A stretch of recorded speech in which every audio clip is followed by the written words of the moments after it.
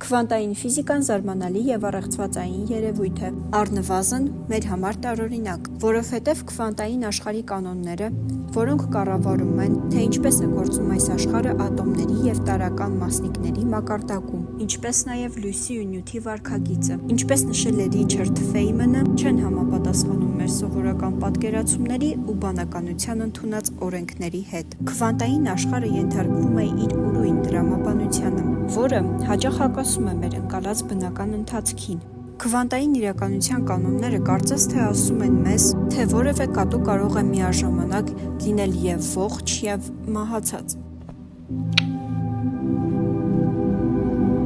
Մասնիկը կարող է գտնվել միաժամանակ երկու վայրերում։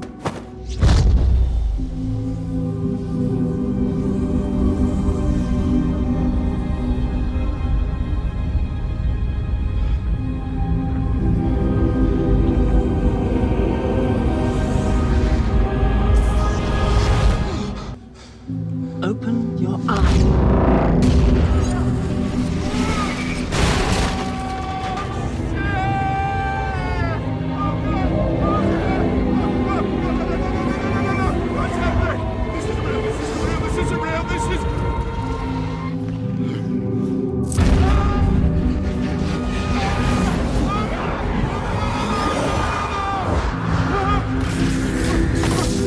His heart rate is getting dangerously high.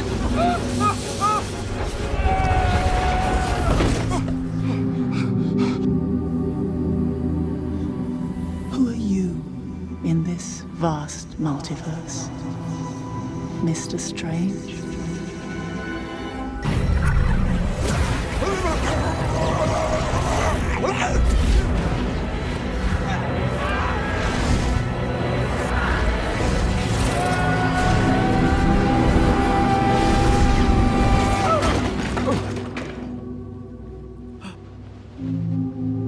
Teach me.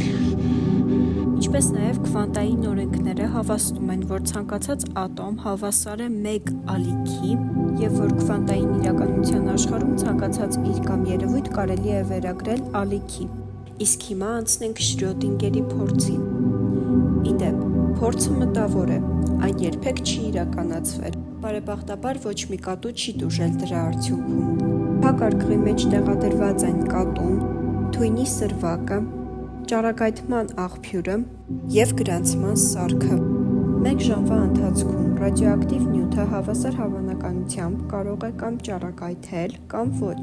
Եթե գրանցող սարքը նույնիսկ չնչին ճառագայթում նկատի, մուրճն իսկույն կհարվածի թույնով լի սրվակին և շատ վատ բան տեղի կունենա։ Բայց հավանականությունը նույնն է, որ նյութը չի ճառագայթի, սարքը չի գրանցի, մուրճը չի հարվածի և կատուն ողջ առողջ դուրս կգա արգղից։ Փորձարարը երբեք չի կարող իմանալ, թե արգղի ներսում գտնվող կատուն արդյոք ողջ է։ Իհարկե, եթե արգղը չբացի, իսկ մինչև արգղը բացելը катուն և մեռած է, և կենդանի։ Скажите, пожалуйста, куда мне отсюда идти? Куда ты хочешь попасть? А мне все равно, только бы попасть куда-нибудь. Ну, тогда все равно, куда идти. Куда-нибудь ты обязательно попадешь. Нужно только долго идти и никуда не сворачивать. Երևի դուք կմտածեք, Էրվին Շրյոդինգերը,